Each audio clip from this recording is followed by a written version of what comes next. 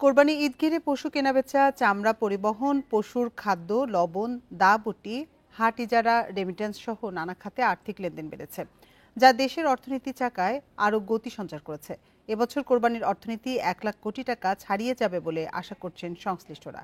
তবে সঠিক পরিকল্পনা ও হিসেব না রাখায় সরকার রাজস্ব হারাচ্ছে বলে দাবি অর্থনীতিবিদদের। বান্ডেল থাকলে প্রতি সেনমানিতে টাকা বাঁচবে। বিকাশ সেনমানি বান্ডেল কিনে জিতুন প্রতি লেনদেনে।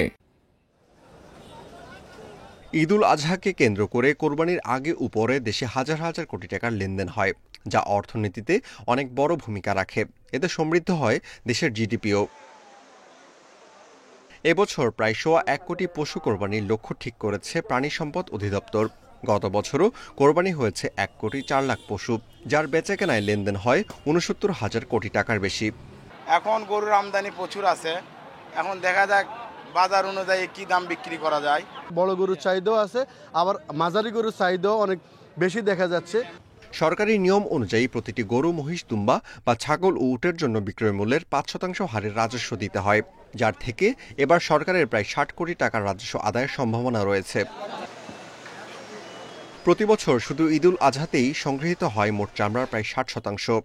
এছাড়া লবণ, মশলা, ঈদের পোশাক, বিনোদন ও পর্যটন সহ আরও কয়েকটি খাতে মোট লেনদেন 1 লাখ কোটি টাকা ছাড়িয়ে যাবে আশা সংশ্লিষ্টদের। আমাদের পর্যাপ্ত চামড়া ট্যানারিতে মজুত আছে, আমরা ওই পুঁজি ওখানে আটকে রয়েছে। যদি আমরা এটা বিক্রি করতে পারি তাহলে আমাদের টাকা বের হবে। তবে আমরা মনে করি যে চামড়া আসবে সেটা ব্যবস্থাপনাটাই একটা বড় চ্যালেঞ্জ। সার্বিকভাবে এই পশু বিক্রি বা বাজারজাতকরণের কিন্তু প্রকৃত চিত্র আমরা পাই না। তো সুতরাং এই খাত থেকে যে রাজস্ব আদায় হতে পারতো সরকারের, তো সেখান থেকে আসলে সরকার বঞ্চিত হচ্ছে। 1 লক্ষ কোটি টাকার যে একটা হিসাব নিকাশ আছে আর কি, তো আমার কাছে মনে হয় যে হয়তো পুরোপুরি 1 লাখ কোটি টাকা না হলেও কাছাকাছি হতে পারে। এদিকে বিভিন্ন স্থানে চামড়া সংরক্ষণ ও প্রক্রিয়াজাতে দেশে প্রায় কয়েক লাখ লোকের কর্মসংস্থান তৈরি হয়। Amirul Islam, independent news, Dhaka.